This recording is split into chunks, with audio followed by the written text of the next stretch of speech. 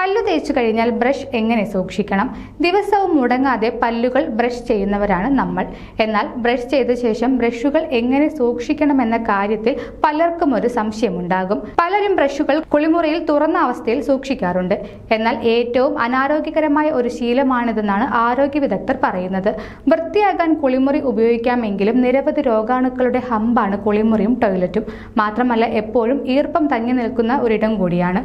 ഇവിടം ബ്രഷുകൾ തുറന്നു വയ്ക്കുന്നത് രോഗാണുക്കൾ ബ്രഷിൽ പറ്റിപ്പിടിക്കാനും അവ ബ്രഷ് ചെയ്യുമ്പോൾ നമ്മുടെ ശരീരത്തിനകത്തെത്തുവാനും കാരണമാകും.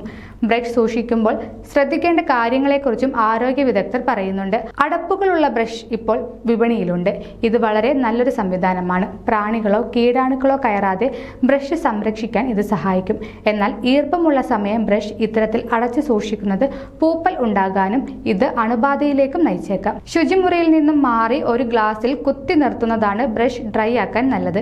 ഇത് അണുബാധ ഉണ്ടാകാതിരിക്കാനും സഹായിക്കും. ബ്രഷ് ചെയ്യുന്നതിന് മുൻപ് ഇളം ചൂടുവെള്ളത്തിൽ ഒന്ന് കഴുകുന്നതും നല്ലതാണെന്ന് ആരോഗ്യ വിദഗ്ധർ ഓർമ്മിപ്പിക്കുന്നു. കൂടുതൽ ആരോഗ്യ വാർത്തകൾക്കായി ഡോക്ടർ ലൈവ് TV സബ്സ്ക്രൈബ് ചെയ്യുക. Stay healthy.